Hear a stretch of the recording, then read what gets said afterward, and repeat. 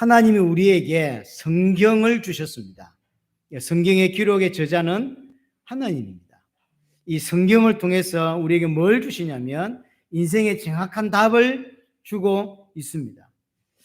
정확한 답을 주고 있는 성경에서 인생의 문제를 뭐라고 표현하냐면 하나님과 단절된 것이 인간의 문제다라고 이야기를 합니다. 왜 단절되었냐라고 할 때 죄 때문이에요. 왜 죄를 지었냐라고 하면 사단의 어떤 활동이 있었던 거죠.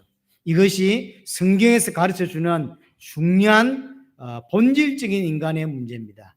분명히 저와 여러분들의 삶 가운데 보이지 않는 흑암의 세력이 있고요. 흑암의 세력이 중요하진 않습니다. 하지만 그 흑암의 세력의 활동으로 인하여 죄를 짓게 되었고 그 죄의 결과로 하나님과 단절된 것이 인간의 문제입니다. 전 세계를 다녀보면서 느낀 것 중에 하나가 뭐냐면 예수를 믿는데 왜 예수를 믿는지 모른다는 거예요. 예수를 믿어야 되겠어라고 하는 건 알겠어요. 하지만 왜 당신에게 예수가 필요해? 왜 당신은 예수를 믿으려고 해? 라고 물으면 거기에 대해 정확한 답을, 성경적인 답을 내놓지 못해요. 천국 가려고 내지는 복 받으려고 뭐 이런 정도의 수준이지 성경에서 어떤 문제가 있다고 말하고 그 문제를 해결할 수 있도록 답으로 그리스도를 주셨는데, 그래서 예수가 그리스도인데 이 그리스도를 주셨다는 이야기는 문제가 있다는 이야기죠. 이 어떤 문제를 해결하려고 그럼 그리스도를 주셨고 이 문제를 해결한 그리스도는 누구냐? 이게 성경의 핵심 포인트예요. 예수가 그리스도라고 하는 게 복음인데 예수가 그리스도라고 하는 복음을 이해하려면 그리스도를 이해해야 되겠죠. 그리스도를 이해하려면 그리스도가 필요한 인간의 문제가 이해가 되어져야 되겠죠. 인간의 문제를 모르는데 그리스도를 이해했다? 말이 안 되는 거예요. 전 세계 나가면서 제가 느낀 게 뭐냐면 문제를 모른 채, 문제가 있다는 건 알아요.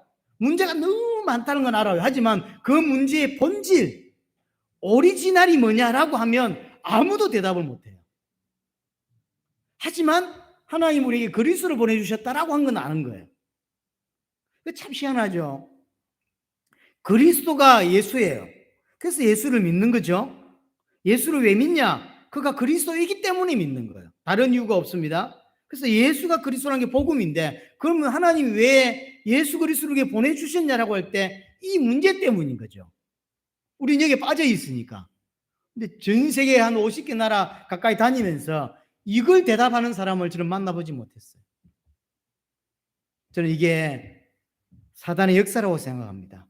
그래서 예수를 정확하게 믿는다고 하는 건 인간이 가진 문제를 정확하게 안다는 거예요.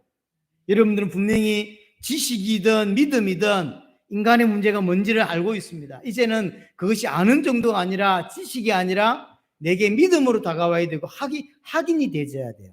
진짜 내 문제가 하나님과 단절된 문제고 그 단절된 문제의 배경에 죄가 있고 그 죄 배후에 사단의 활동이 있었구나.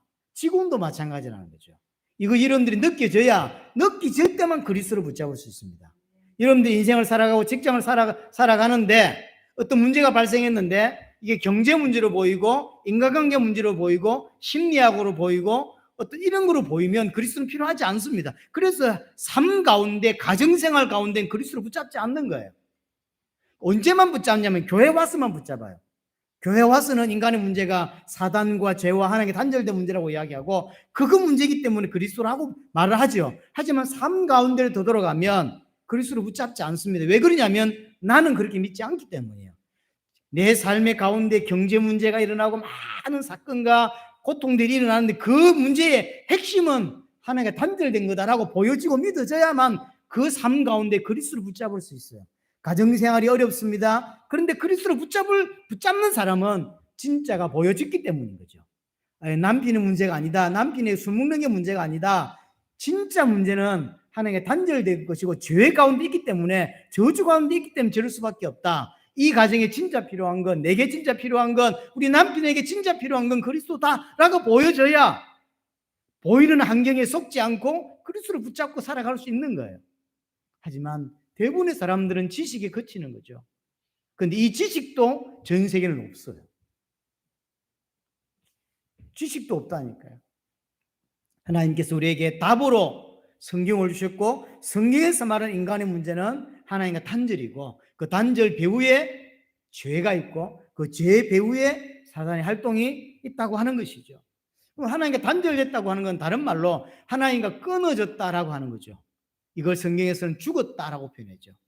허물과 죄로 죽었던이라고 하죠. 죽어 있는 상태. 우리가 이제 주로 이런 전기 이야기할 때 이게 죽었어, 어쨌어 이렇게 이야기하죠. 전기가 죽었다는 이야기는 어떤 말이죠? 전기가 끊어져 있다는 거죠. 그러니까 만져도 괜찮다는 거죠. 끊어진 상태, 하나님과 나와의 관계가 끊어진 상태가 죽어 있는 상태, 하나님과 단절이라는 것이고요. 이 단절의 상태를 성경은 뭐라고 표현하냐면 공허와 혼돈과 흑암이라고 표현하는 거죠. 공허라고 하는 건 텅 비어 있는 걸, 항폐해져 있는 마음을 말해요. 하나님을 만나지 못한 인간의 마음은 어떤 거냐면 항폐해져 있어요.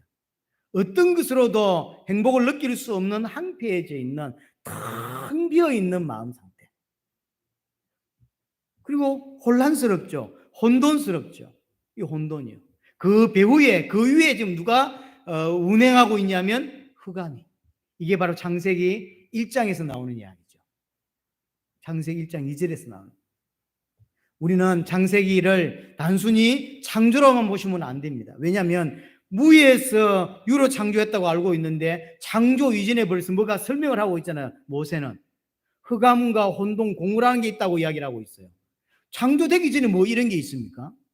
그러니까 지금 모세는 창조 이야기를 하고 있는 게 아니에요.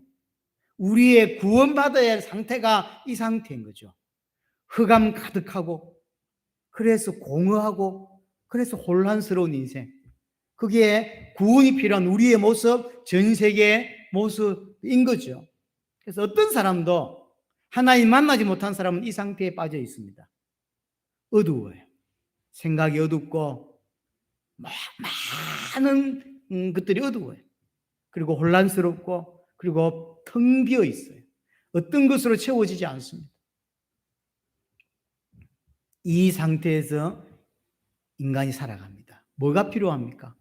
1장 3절에 빛이 비치기 시작하죠. 그게 창조의 시작이죠. 그게 구원의 시작이에요. 이 땅에는 빛이 필요한 거예요.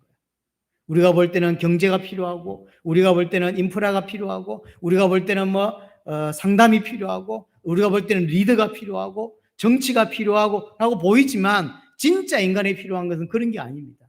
빛이, 참 빛이. 왜냐? 이 땅의 문제가 정치 문제가 아니기 때문이에요. 이 땅의 문제가 정치 문제처럼 보입니다. 하지만 진짜 문제는 하나님과 단절되어 있는 문제고 그로 인하여 흑암 가운데 공허 가운데 있는 이것이 인간의 문제고 우리가 만나고 있는 모든 사람들이 이 가운데 사실은 살고 있습니다. 빛이 필요한 거죠. 비춰주신 것이죠. 이번 사역을 한마디로 표현하자면 흑암과 사망의 땅에 하나님이 빛을 비추시는 참빛 대신 복음을 비추는 어떤 사역이었다, 시간이었다라고 한마디로 정의할 수 있습니다. 네팔이라는 땅을 갔습니다. 제가 가기 전에 좀 인터넷 통해 확인해 보니까 힌두교가 90%, 인구의 90%가 힌두교고요. 불교가 8%예요. 그럼 이제 남은 게 몇 프로죠? 2%입니다. 2%가 나머지 전 세계 종교가 있는 거예요. 기독교, 천주교, 모슬렘 다 합쳐서 2%밖에 안 돼. 그게 네팔이에요. 그래서 참 힘든 땅이구나. 제가 힘든 땅들을 여러 군데를 가봤지만 네팔 참 힘든 땅이구나 라는 걸 알았고요. 21세기를 살아가는 지역이 맞는가 이런 생각이 들 만큼요. 너무너무 힘들고 어렵고 왜 이렇게 되었을까요? 그 흑암, 혼돈, 공허 속에 살고 있는 그 땅. 하나님께서 그 땅에 빛을 비추기를 원하시는 거죠. 이제 저는 마음 아픈 게 뭐였냐면 네팔 안에 있는 기독교가 있단 말이에요. 그러니까 지금 기독교가 굉장히 급성장하고 있대요. 1년에 40%씩 증가한대요. 그래서 와 그랬는데 은퇴 숫자가 몇 명 안 돼. 그러니까 1년에 40% 증가하는데 몇 명 되질 않아. 그래도 고무적이죠. 계속 급증하고 있대요. 감사한 일이죠. 근데 마음이 아픈 건 뭐냐면 네팔 안에 있는 기독교 또한 네팔화된 기독교예요. 근데 그게 보여서 너무 안타까웠어요. 네팔은 아직도 그 카스트 제도라고 그러죠. 신분 제도가 아직도 법적으로는 어떤지 모르지만 실제로는 있습니다. 어두운 가운데 있다 빛을 받고 구원을 받았잖아. 하나님 백성이 됐잖아. 그러면 많은 부분이 바뀌어야 되잖아요. 근데 그렇지가 않아요. 기독교 안에도 어느 정도냐면 원래 카스트 제도, 신분 제도가 있다 보니까요. 그 높은 신분 출신, 브라만이라고 합니까? 높은 신분 출신 중에서 목사도 나오고 천한 신분 중에서 목사가 나오잖아요. 둘은 안 만납니다. 높은 신분 출신의 목사도 있고 계급이 낮은 천민 출신의 목사가 나오잖아요. 둘은 교류하지 않습니다. 그래서 그렇게 네팔화된 기독교예요. 딜린 목사가 주로 어떤 사역을 많이 하면 천민 사역을 많이 해요. 그러니까 높은 수준에 있는 목사들은 딜립을 인정하지 않는 거예요. 왜냐하면 천민 사역을 하고 있으니까. 기독교가 희한하게 네팔화돼 버렸어요. 복음이 복음되지 못하고 너무 귀한 복음을 전하는데도 대우받지 못하고 그런 곳에 하나님께서 이번에 정말로 너무나 귀하게 빛을 비추는 그런 은혜를 허락하셨습니다. 사실 이 딜린 목사를 언제 만나냐면 제가 우리 근사님 김순희 근사님하고 우리 파주의 임종필 전사님 함께 사역을 나간 게 딱 한 번 있어요. 그게 18년인지 19년인지 정확히 날짜는 기억이 안 나는데 필리핀을 간 적이 있습니다. 그때 딜린 목사가 그 자리에 참석을 했어요. 자기 형이 한국에서 공부를 했던 것 같아요. 이 형이 토마스 목사하고 연결이 되면서 그래서 이 형이 우리 자료를 딜립에게 줬고 딜립이 그걸 보고 온 거죠. 그 2박 3일인가 집회에 완전히 깨진 인물. 그 인물이 딜립이에요. 그리고 그 자리에 누가 있었냐면 인도의 라비가 있었어요. 근사님은 그날 3박 4일인가 그냥 빌빌 왔다 갔겠지만 그리고 특별한 건 못 받겠지만 그게 그렇지가 않아요. 그 자리가 어떤 자리냐면 인도가 살아나는 시작점이 되었던 자리고요. 바로 그 자리가 딜립이 참여하고 완전히 깨졌던 인생이 완전히 딱 바뀌었던 인물이 그 시간이 그게 팡팡가였나 그랬어요. 그 필리핀에 너무 귀중한 사실 지금 돌아보면 특별한 뭐 행사가 있었던 것도 아니고 특별한 기억이 별로 없어요. 제게도 그 필리핀 팡팡가가 별로 제게 기억이 없어요. 근사님하고 함께 갔던 유일한 사역이다. 이 정도밖에 기억이 없어요. 그런데 지금 몇 년 지나고 보니까요. 그 자리에 딜립이 참석에 깨졌고 그 자리에 라비가 초청되어 왔었어요. 너무 아시아 사역에 큰 일이 벌어졌죠. 우리 사역 주로 이렇습니다. 보통의 집회는 집회할 때 기적이 일어나고 집회할 때 뭔가를 만들어내려고 해요. 그래서 숫자를 10,000명을 모으고 숫자를 10만 명 모아서 기적을 일으키고 뭐 이런 걸 원하잖아요. 그러면 시간 지나면 1년 지나면 아무것도 안 남죠. 옛날에 영접기도 이번에 1,000명 이래서 영접기도 했는데 한 달 지나니까 한 명도 없어요. 그 1,000명이 어디 갔는지. 우리 사역은 반대예요. 집회할 때는 아무 일이 안 일어나요. 끝나고 나면 일이 벌어지기 시작하죠. 딜립이 그때부터 뛰기 시작했어요. 전국으로 오토바이 타고 전국으로 뛰기 시작했어요. 이번에 가서 딜립이 가끔씩 기도 제목으로 올리는 걸 이해했어요. 어디 지역으로 사역을 가는데 기도해 주십시오. 길이 좀 험합니다. 이런 말들이 있었어요. 그래서 얼마나 길이 험하길래 맨날 기도 제목을 가고 오는 데다 자꾸 그런 기도 제목을 내는가 했더니 가보고 알았어요. 길이 너무 험해요. 그리고 진짜 안전을 보장하기 힘들 만큼 길이 험해요. 그리고 운전하는 것도 진짜 저도 운전 몇십 년 했지만 저는 한국에만 운전을 해야 되겠다 이런 생각이 들 만큼요. 운전이 거의 고개 수준. 그렇게 다니는. 그 중에 한 분이 사실 몇 년 전에 돌아가셨거든요. 사고로. 그 사역 중간에. 교통사고는 제가 기억하는데요. 여하튼 그렇게 뛰기 시작하면서 특별히 딜리 목사님이 피인실 사역을, 그러니까 유치원 사역 같은 거죠. 사역을 이제 천민들 중심으로 했는데 처음에는 사람들이 애들이 안 보내줘요. 근데 감사하게도 피인실 사역을 통해서 아이들을 가르치니까 일단 천민 출신이지만 부모 마음은 똑같아요. 높은 계급 수준의 사람이나 천민이나 뭐죠? 자식을 잘 가르치고 싶은 거죠. 그러니까 이제 유치원 사역 같은 거를 편의 시작을 하니까 자기는 안 배웠고 부모는 안 배웠지만 내 아이는 그래도 자기 이름이라도 쓰고 할 수 있는 책이라도 좀 읽을 수 있는 교육을 시키고 싶은 거예요. 그러니까 편의 시작에도 보냈는데 그게 몇백 명 모인 거예요. 이번에 제가 가방을 2개 가져갈 수 있었는데 하나는 100% 학용품을 가져갔어요. 붙이는 건 제 짐이고 하나는 제가 끌고 갈 수 있는 기내용은 기내용 7kg까지 갈 수 있었는데 근데 우리가 다 오버해서 9kg까지 가져가고 그랬어요. 왜냐하면 가져갈 게 많아서. 그 100% 뭐였냐면 제가 열어봤더니 학용품이에요. 크레파스, 그 다음에 무슨 종이, 연필 깎기 뭐 이런 것들이에요. 너무 좋아하는 거예요. 그 애들 그거 선물로 주는 거죠, 다. 이제 어느 정도였냐면, 그 동네 이장이 원래 힌두교 교인인데, 딜리 목사가 헌신하는 걸 보고 이 사람이 개종을 했어요. 그리고는 지금 피니시어 교사로 일해요. 이장이. 감사하죠. 그러니까 동네가 바뀌고 그런 걸 이제 높은 신분 출신 목사들이 본 거예요. 그래서 자기 강단에 딜리 목사를 세우기 시작하고 교류도 안 하는데 하나님께서 계속 바꾸시는 거죠. 너무 감사하게. 그래서 흑암 땅에 사망의 땅에 빛을 비추는 귀한 사역이 이번에 네팔에서 일어났다. 그런 생각이 들고요. 특별히 네팔을 77개 지역으로 나눌 수 있는데 68개 지역에서 사람이 모였어요. 3지역에서 집회를 따지자면 4지역에서 집회를 했다고 볼 수 있어요. 여성 집회, 청소년 집회를 따로 묶었고요. 그 다음에 이제 3지역에 집회를 했는데 이 다 합쳐서 조사를 해보니까 68개 지역에서 모였대요. 그러니까 그러면 네팔의 대부분의 지역에서 모였다는 거죠. 우리 한국으로 따지면 안산에서도 한 사람이 2사람이든 같다는 거죠. 온 사람 중에서 다는 아니겠지만 꽤 많은 숫자가 은혜를 받았고 복음을 받았어요. 그들은 그들을 지역으로 돌아가서 그들의 교회에 또는 그들의 이웃에 전하겠죠.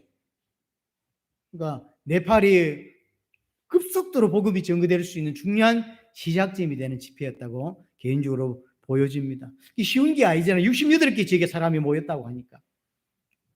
하나님께서 정말로 흑암 땅에 사망의 땅에 빛을 비추는 사건. 오늘 본문에서 말한 그대로 흑암의 땅, 사망의 땅에 하나님이 큰 은혜를 베푸셨다고 생각이 됩니다. 또 인도 사역의 두 번째 지역, 인도 사역에서 첫 번째 지역이 어디냐면 자이가온이라고 하는 지역입니다. 이 자이가온은 방글라데시, 그 다음에 네팔, 그 다음에 부탄, 인도 국경 지역이에요. 그리고 이제 집회 장소에서는 절 보고 어떤 분이 저 그 빨간 거 이렇게 건물 보이냐고. 보이죠. 거기가 부탄이라는 거예요. 나는 산 넘어가면 부탄인 줄 알았어요. 산 넘어간 게 아니라 그냥 이렇게 계곡이 하나 있고 계곡 넘어 있는 그 건물이 부탄이라는 거예요. 어떻게 보이냐면 여기서 요 앞에 우리 식당 있잖아요. 여기 앞에 그 식당 거리 정도밖에 안 돼요. 완전 국경 지역이었어요. 가보니까 제가 갈 때는 말을 들었는데 이해가 안 됐어요. 가서 보니까 부탄 사람들만을 위한 집회로 준비됐더라고요. 부탄은 불교가 75%고 힌두교가 25%예요. 그럼 100%죠. 다른 종교는 통계에 들어와 있질 않아요. 실제는 좀 다르다는 거죠. 기독교가 있는데 공식적으로는 기독교가 없어요. 지하 교회만 존재를 해요. 부탄 안에. 그게 목사들, 신학생들이 국경을 넘어서 인도로 넘어오고 현재 요 자이가온이라고 하는 이 지역에서 신학생 또는 일하기 위해서 넘어온 친구들이 있어요. 이 친구들 합쳐서 한 35명 정도가 집회를 참여를 했습니다. 대부분이 신학생들 아니면 목사들이에요. 근데 특징은 한 사람 빼놓고는 다 20대 초반, 아무리 많아도 20대 중후반 정도밖에 안 돼요. 젊은 친구들이에요. 이 친구들이 다 목사고 신학생들이에요. 일단 부탄은 일반 나라에서 입국이 거의 불가능하다고 합니다. 인도하고만 관계가 좋아요. 그래서 인도에서만 부탄을 쉽게 들어가고 부탄에서 쉽게 나올 수 있는, 다른 나라는 사실은 거의 불가능한 거죠.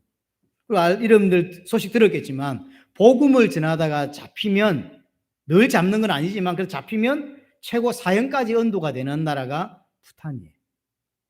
사실은 국가 차원에서 핍박과 국가 차원에서 순교들이 계속 일어나고 있는 나라, 그게 부탄입니다. 우리가 선교하고 싶어도 할 수 없는 나라예요. 그런데 그게 35명의 신학생과 목사들이 섞여서 참여가 되어졌죠. 한마디로 정말로 흑암 땅, 사망의 땅에 빛이 비치는 시간이죠. 얼마나 제가 너무 감격스럽더라고요.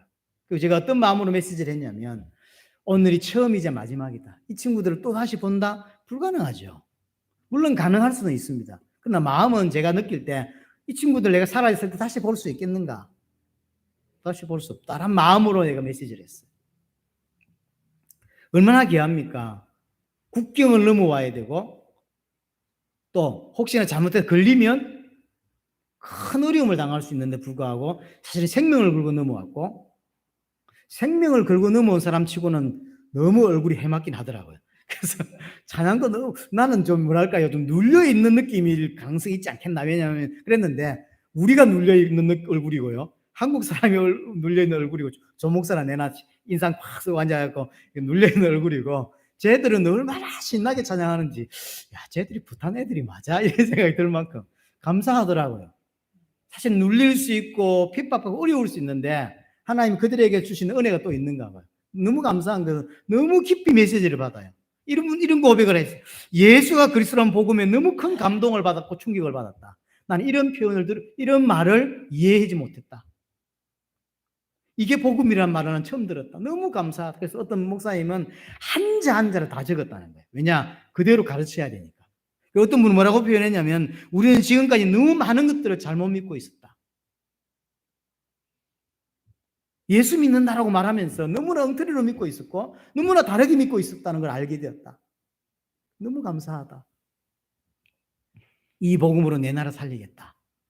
왜 예수를 믿어야 되는지, 예수가 누군지에 대해서 이번에 깊이 배웠고, 왜 예수가 그리스도라고 이렇게 믿어야 되는 것인지를 알게 되었고, 특별히 특이하게 12강 중에 2강에 큰 은혜를 받은 분들이 많더라고요.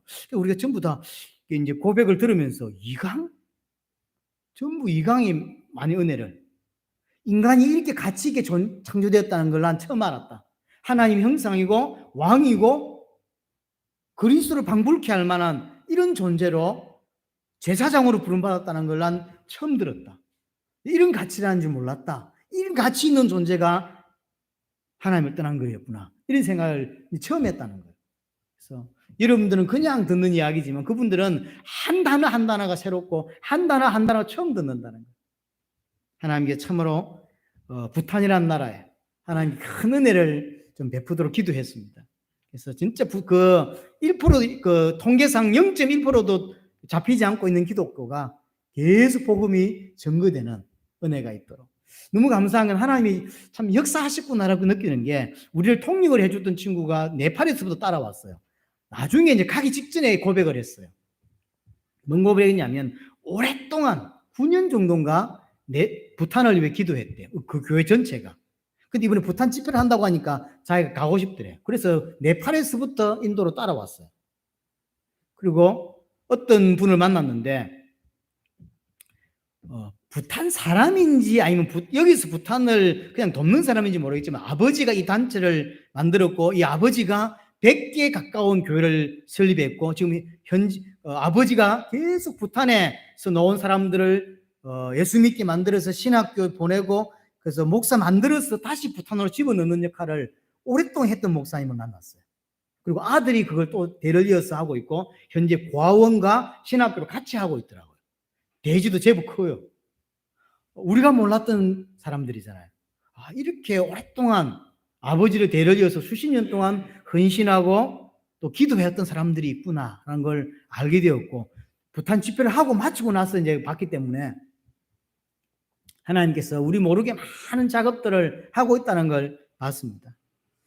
인도의 두 번째 지역이 실리구리라는 지역인데, 이제 웨스트 벵갈 쪽에 있는, 웨스트 쪽에 있는 벵갈에 이제 어떤 사람들과 방글라데시 사람들이 오는 집회였어요. 근데 방글라데시와 인도는 쉽게 왔다 갔다 한대요. 어렵지가 않대요. 그런데 방글라데시 4명밖에 못 온 거예요. 원래는 거의 15명, 20명 정도 오기로 돼 있었는데, 왜 못 왔냐 물었더니 비자를 안 내줬다는 게 나라가. 이런 적이 있냐 했더니 없었대요. 그냥 쉽게 간대요. 그런데 이번만 어떻게 목사 10명이 비자를 안 나와가지고 못 왔다는 거예요. 그래서 4명이 왔어요. 근데 너무 감사하게 이 4명 중에 3명이 복음을 깊이 받은 거예요. 이러면 방글라데시 아시지 않습니까? 제가 인터넷 쳐보니까 모슬렘이 90%. 모슬렘이 90%. 그래서 복음 증거가 쉽지 않은 나라, 어려운 나라. 특별히 지금 방글라데시, 이런 인도, 그다음 네팔 이런 지역들은 전부 다 지금 종교적인 문제로 기독교인들이 굉장히 어려움을 당하고 있고 교회가 불타고 있고 이런 나라들이에요. 쉽지 않은. 근데 그 방글라데시에서 초청되어 와서 세 분이 깊이 받았는데 자기 밑에 성경 배우는 학생이 900명이 있다는 거예요. 그 말을 어떻게 이해해야 될지는 저는 아직도 잘 모르겠어요. 그게 신학생이란 말인지 그냥 성도란 말인지 하여튼 그 영향이 있다는 거예요. 몇 프로 되지도 않는 방글라데시 안에서 자기 밑에 자기에게 성경 공부 배우는 사람이 900명이 있다고 하니까 영향력이 있는 분이죠. 한 분은 어떤 연합체의 부회장이고 한 분은 꽤나 신학교를 크게 하고 있고 영향력이 있는 분. 이 세 분이 전부 다 다른 지역이고 서로 모르는 사람들이었어요. 와서 만난 거죠. 이분이 세 분이 다 깊이 복음을 받으셨어요. 그래서 당장 내년 2월 달에 방글라데시 집회가 잡혔어요. 이 복음이면 방글 살릴 수 있다. 이 복음이면 방글라데시뿐만 아니라 전 세계 살릴 수 있다라는 고백을 하는 거죠. 이 복음이 방글라데시 필요하다. 들어봐 달라. 준비할 수 있겠냐? 할 수 있다. 그래서 내년 2월 때 당장 방글라데시 집회가 이제 준비가 돼주고 있습니다. 부탄도 그렇죠. 네팔도 그렇죠. 정말로 방글라데시에도 흑암의 땅, 사망의 땅에 빛이 비치는 사건. 너무 감사하게. 참 웃기는 게 뭐냐면 요 세 사람을 데리고 온 사람이 타이줄이라고 하는 목사예요. 타이줄은 옛날부터 우리가 연결되어 있는 분이에요. 제가 1강을 했나요? 1강을 딱 하고 왔더니 이분이 무슨 고백을 하냐면 예수가 그리스도라는 게 복음이다. 예수가 그리스도라는 복음이 전 세계에 너무 변질됐다. 예수가 그리스도라는 이 복음만 믿어야 된다. 이 복음만 믿으면 교회는 부흥된다. 이 복음만 믿으면 치유된다. 이 복음만 믿으면 부자 될 거다. 이렇게 고백하는 거예요. 앞부분 너무 좋았는데 그 복음을 어떻게 이용하냐면 자기 육신적인 걸 이용하는 쪽으로. 목사인데 그리고 우리와 하루 이틀 연결되어 있는 분이 아니라 꽤 오래 연결되어 있는 분이에요. 근데 이 세 사람은 처음 듣는데 깊이 들어왔고 이 한 사람은 우리하고 연결된 지가 벌써 몇 년 됐는데 못 알아듣고 있는 거죠. 희한하죠. 이제 통역했던 조성은 선교사가 저보고 목사님이 1강을 잘못하신 거죠. 이러더라고요. 아니지, 네가 통역을 잘못한 거지. 내가 언제 그런 말 했냐. 아무도 그런 말을 안 했어요. 근데 이 사람은 복음을 그렇게 이해하는 거야. 전 세계 복음이 다 변질됐다. 오직 예수가 그리스도라는 것만 복음이다. 이 복음 믿으면 우리 교회는 부흥된다. 이 복음을 안 믿었기 때문에 우리 교회가 부흥 안 된 거다. 이렇게 해석하는 거죠. 희한하다. 지 듣고 싶은 대로 다 듣고. 그죠? 세 번째 집회가 뭄바이에서 했는데 저는 뭄바이라는 단어를 영화에서 깊이 들어왔거든요. 혹시 호텔 뭄바이라고 영화를 아시는지 모르겠는데 전 집에서 호텔 뭄바이라는 영화를 본 적이 있어요. 그러니까 어떤 테러 단체 청년들이 들어와서 호텔에 들어와서 뭐 난사를 해서 수십 명이 죽었던 큰 사건이 있었어요. 그것 때문에 제가 뭄바이가 머리에 들어가 있는데 도착해서 너무 피곤한데 어디를 가야 된다는 거예요. 갔더니 뭐 어디를 갔어요. 영국이 오랫동안 지배를 받으면서 그걸 기념한 어떤 걸 우리나라하고 좀 생각이 많이 다르더라고요. 우리는 예를 들어서 거기가 우리나라 따지면 조선 총독부인데 일본에 어려움 당했을 때 근데 인도는 그렇게 생각 안 하는가 봐요. 영국의 도움으로 우리가 개방이 되었고 부자 나라가 됐다 이런 생각을 하는가. 그래서 영국의 조지 오생가가 와서 그래서 대관식을 치룬 걸 기념을 해서 이런 큰 이렇게 무슨 문을 만들어 놨어요. 그걸 굉장하게 쳐주는가 봐요. 근데 거기를 이제 우리를 관광을 보여주는 거죠. 그거 피곤한데 우리 안 봐도 되는데 우리 모르는데 관심 없는데 당신들은 그걸 보여주고 싶어가지고 그 밤늦게 우리를 데려가서 그걸 보여줬어요. 그리고는 이제 저 호텔 이게 인도에서 가장 비싼 호텔이라는 거예요. 그리고 영화에도 나왔다는 거예요. 어떻게 해요? 물었더니 테러. 조목사하고 제가 둘만 딱 알더라고. 네 그거 알지. 근데 우리는 저거는 관심 없고 호텔에만 관심이 있네. 호텔 타지마할 뭐 그래요. 이름이 타지마할이 그 동네가 아니지만 인도 하면 타지마할이 유명하잖아요. 그 이름을 붙여서 인도에서 가장 유명하고 가장 비싼 호텔이라고 하더라고요. 거기에 사건이 아마 파키스탄의 청년들이 테러리스트들이 와서 그렇게 사람을 죽였던 그걸 이제 실화를 바탕으로 만든 영화가 호텔 뭄바이예요. 저는 굉장히 재밌게 봤던 영화예요. 그래서 뭄바이 들어갈 때는 굉장히 좀 엄했어요. 뭐 체크하는 것도 심하고 가방 다 뒤집고 막 하여튼 그 이제 인도는 힌두교가 85%고 모슬렘이 10%고 기타가 5%예요. 말 그대로 아시아권이 이렇습니다. 흑암의 땅, 사망의 땅이죠. 하나님께서 그곳에서도 큰 은혜를 주셨고요. 또 마지막에 하이데라바드에서 이제 교회 모임 세 군데를 갔는데 그 중에 한 교회 꽤나 큰 교회라고 해 갔어요. 갔는데 2층으로 되어 있는 제법 큰 교회였습니다. 근데 제가 우리 그 조목사도 그 이야기를 했는데 메시지 들어가기 전까지 프로그램이 2시간이 진행돼요. 지금 예배하다가 그렇게 지쳐본 적이 오랜만인 것 같습니다.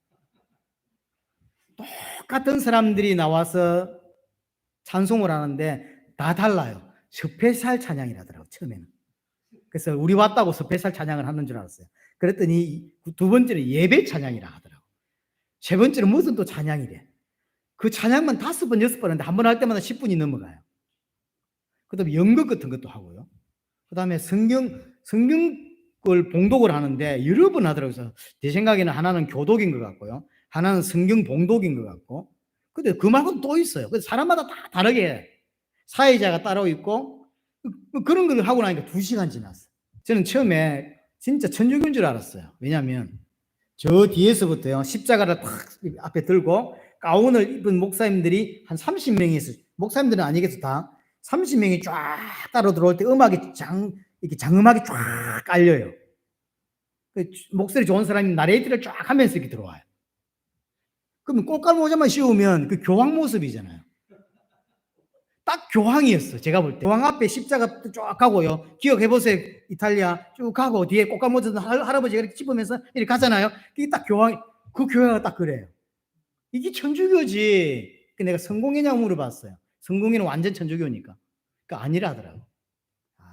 이게 이 난리구나. 지금 밖에가 문제가 아니라 교회가 문제구나. 담임 목사님 뭐 사인하고 혼자 딴 거 보고 메시지를 안 들어요. 그리고 또 하나 처음부터 느꼈어요. 이 교회는 메시지 중심이 아니구나. 왜냐하면 메시지 할 수 있는 이 음향이 아니에요. 찬양하고 이런 게 잘 돼 있는 음향이에요. 이게 윙윙윙 굉장히 울어요. 메시지를 한국말로 하는데 조목사 말을 내가 못 알아듣겠어요. 그렇게 메시지가 울어요. 그 어떻게 메시지를 듣습니까? 그렇게 들을 수 없는 상황 가운데서도 몇 분이 라비 목사님을 찾아오셨어요. 그 교회는 라비 목사님이 결혼하신 교회예요. 그래서 이 메시지를 어디서 더 배울 수 있냐? 우리는 이 메시지가 필요하다. 도와달라. 그러는 거예요. 그런 걸 담임 목사가 나중에 눈치를 챘는지 공식적으로 요청이 왔다고 하더라고요. 우리 교회 와서 집회를 해달라. 당신들이 이번에 주일날 전했던 그 메시지 당신도 알고 있지 않냐? 그거 해달라. 그래서 아마 라비 목사님 그 교회 아마 메시지 하시러 가시는 것 같아요. 너무 감사하죠. 이제 담임 목사가 메시지를 전혀 안 들었지만 성도들이 웅성거리고 성도들이 자꾸 빠져나가고 요즘 계속 빠져나간대요. 그러니까 이제 약간 이게 잡아야 되겠다는 생각이 들었겠죠. 그래서 요청을 한 거죠. 인도란 전체가 흑암의 땅이고 사망의 땅이지만 실제 교회 안도 마찬가지예요. 딱 이사야 9장 2절이에요. 흑암에 행하던 백성, 교회를 다니는 사람도 쫓아줘. 또 사망의 그늘진 땅에 거주하던 자들. 그게 지금 어떤 일이 벌어지냐면 빛이 비치는 참 빛이 비치고 큰 빛이 비치는 일이 이번에 벌어지게 되는 거죠. 너무 감사하게. 또 하나 참 기도하셔야 된다고 생각되는 게 뭐냐면 인도에 사실은 더 빨리 인도 사역을 마치고 돌아올 수 있었는데 한 단체 때문에 UPF라고 하는 단체가 있어요. 인도 외곽을 전도하는 단체라고 합니다. 그리고 인도 북부를 전도하는 단체인데 인도 북부가 제가 이번에 처음 들었어요. 전 세계 미전도 종족 있잖아요. 아직 한 번도 복음을 들어보지 못한 미전도 종족의 50%가 인도 북부에 존재한다네요. 난 처음 들었습니다. 근데 그런 사람들 대상으로 전도를 꾸준히 하고 있는 큰 단체가 있는데 그게 UPF라고 하는 단체예요. 이 UPF의 단체에 이제 어거스틴이라든지 샘이라든지 이런 분들이 우리와 연결돼 있어요. 예, 줌에 들어와서 우리 메시지를 여러 번 들었고 지금도 듣습니다. 어제도 어거스틴이라는 분은 어제 줌 모임이 있었는데 거기도 어제도 들어왔더라고요. 그래서 회장하고 요 이제 밑에서 일하시는 아주 그 위치 있는 분들이 우리하고 연결이 돼 있어요. 이런 분들이 이게 우리하고 연결돼 있어서 복음을 전할 수 있는, 인도까지 왔는데 그냥 가면 안 된다.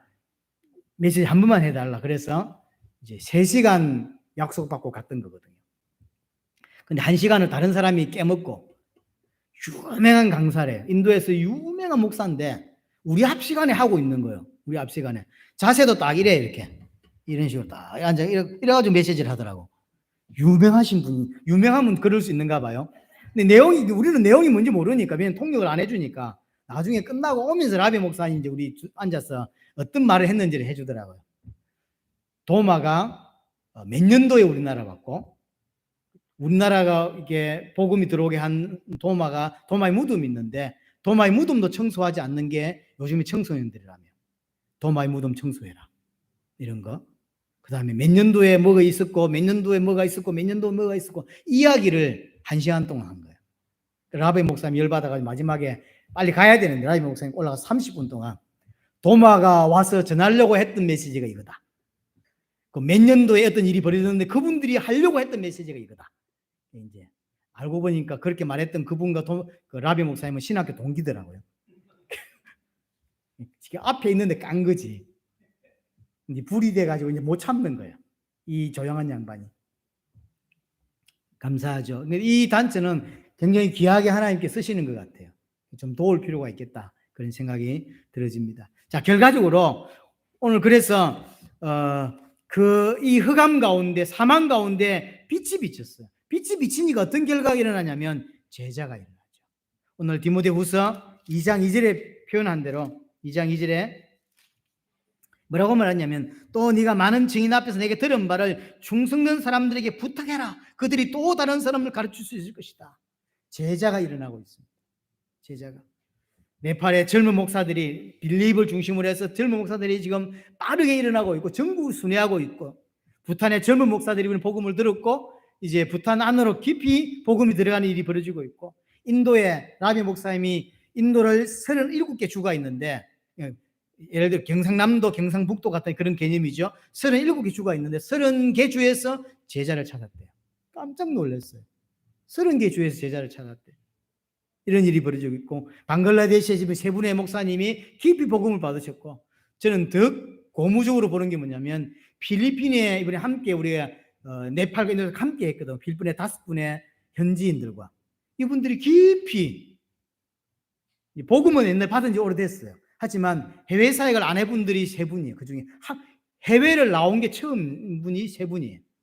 이분들이 해외에서, 네팔에서, 인도에서 벌어지는 것들을 보면서 눈이 확 열린 거예요. 세계복음화 되겠구나. 내 살아있을 때 세계복음 완성할 수 있겠구나. 이런 눈이 확 열린 거죠. 이제 볼 때는 인도가 살고 네팔이 산 것보다 더 큰 은혜가 필리핀 제자들이 큰 눈이 열린 거예요. 그러면 그들이 돌아와서 가만히 있겠습니까? 필리핀 전역으로 좀 뛰는 일이 시작되겠죠. 너무 감사하죠. 그걸 다른 말로 확산, 재생산되는 일이 이제 계속 일어나죠. 네팔에서 68개 지역에서 복음이 들었고 이걸 통해서 이제 계속 확산되겠죠. 부탄의 문이 열려서 계속 복음이 확산되겠죠. 인도의 30개 주 제자들이 계속 확산되는 일이 벌어졌고, 이분의 라비 목사님 재밌는 말을 했어요. 조 목사님 팀 가면서 저는 너무 바쁘게 생겼습니다. 왜냐하면 이제 문을 막 열어놓고 갔잖아요. 다 뒤처리를 누가 해야 되냐면 자기가 해야 돼. 그러니까 너무 바쁘다는 거지. 그게 정상이죠. 우리가 빠져나오고 나서 진짜 일이 벌어지는 거죠. 그래서 여기서 요청, 저기서 요청, 제가 들은 것만 해도 꽤 많습니다. 집회해달라, 이번에 사람 모을 수 있다, 목사들만 몇십만 모으겠다, 이런 요청들이 라비 목사님에게 계속 들어오는 거예요. 교회, 개인적인 교회로도 오고 지역적으로도 오고. 그래서 당분간 라비 목사님은 너무 바쁠 것 같다고 그렇게 이야기하시더라고요. 당연하죠. 방글라데시도 문 열렸죠. 또 필리핀에도 계속 좀 문 열리고 있죠. 이번 주에도 조 목사는 필리핀 들어갑니다. 목요일 날인가요? 금요일 날 또 필리핀 들어가고. 하여튼 실제로 세계복음화 이렇게 일어나고 있는 거죠. 세계복음할 제자가 나라에 있고 그 숨겨진 제자, 하나님 세계복음할 그 제자를 복음에만 반응하는데 하나님 우리에게 복음을 알게 해주셔서 그 복음을 전했더니 그 숨겨진 제자가 일어나고 그 제자가 그 나라 살리는 일이 지금도 계속 일어나고 있는 거죠. 세계복음화가 너무 막연하거나 세계복음화가 너무 어렴풋하거나 하지 않고 내 앞에 일어나고 있다고 느끼게 되는 거죠. 그런 일들이 지금 일어나고 있습니다. 그래서 한마디로 결론적으로 하나님의 역사가 계속되고 있습니다. 근데 이게 전부 하나님이 하시는 거예요. 복음도 하나님이 주신 것이지 우리가 만든 게 아니고 또 그 제자도 하나님이 만드신 것이 우리가 만드는 게 아니고 그 제자는 찾는 거예요. 그렇죠? 하나님이 준비한 사람을 우리가 복음을 전하니까 그럼 전한 그 복음도 우리가 만든 게 아니잖아요. 하나님이 주신 거고 주신 것을 그냥 전했을 뿐인데 제자가 일어나. 이 전체가 전부 다 하나님이 하신 거예요. 그럼 왜 이걸 보게 하냐고요. 전부 다 하나님이 하셨다는 걸 왜 하나님 보게 합니까? 하나님이 다 하신다는 사실을 깨닫게 하려고. 그래서 하나님을 인정하는 자로 하나님을 신뢰하는 자로 우리를 만들려고 하는 거예요. 복음도 하나님이 주셨고 그 복음으로 살아나는 것도 하나님이 하시는 것이고 제자도 하나님이 준비하셨고 그 시간표에 따라 제자가 탁탁탁 일어나는 것도 결국 하나님이 하시는 거죠. 우리가 들어갔기 때문에 하는 게 아닙니다. 준비해놓고 우리를 감동을 주어서 들어가게 만드신 것이지 우리가 들어갔기 때문에 가능한 것도 아니죠. 전부 다 하나님이 하시는 거예요. 세계복음을 하시는 분도 하나님이고 완성하시는 분도 하나님이신 거죠. 이걸 우리에게 보게 하는 거예요. 왜? 하나님은 진짜 믿고 신뢰하고 따라오라고. 우리에게 원하는 게 그거예요. 하나님이 아브라함을 부르시고 안 따라옵니다. 아브라함을. 하지만 하나님은 계속 은혜를 베푸시죠. 사건을 베푸시고 은혜를 베푸시면서 결국 아브라함이 하나님께 순종하고 하나님을 따르는 자가 되게 되죠. 믿는 자가 되죠. 우리 마찬가지입니다. 하나님 우리에게 사건도 주고 일도 주고 뭐 사역도 하고 이렇게 하지만 결과적으로 뭐냐면 하나님이 하신다는 걸 보여주는 거예요. 그래서 우리는 그분을 인정하고 그분을 신뢰하고 그분만 믿고 그분을 따르는 자, 그분께만 순종하는 자가 되도록 우리를 만드는 것이죠. 그렇게 하나님을 인정하는 게 그게 영광이에요. 그게 영광 돌린다고 하는 거예요. 다른 게 아니라 하나님이 다 하시는 거다라고 하는 하나님을 인정하고 하나님을 신뢰하는 그 일, 그게 하나님께 영광이 되는 거예요.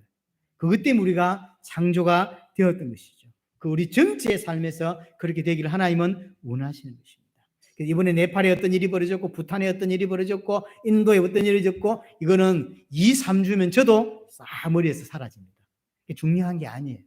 중요하지만 안 중요합니다. 뭐가 중요하냐면 하나님이 완벽하게 준비하시고 하나님이 완벽하게 인도하신다는 거죠. 우리 교회 어떻게 할까요? 하나님이 완벽하게 인도하시는 거예요.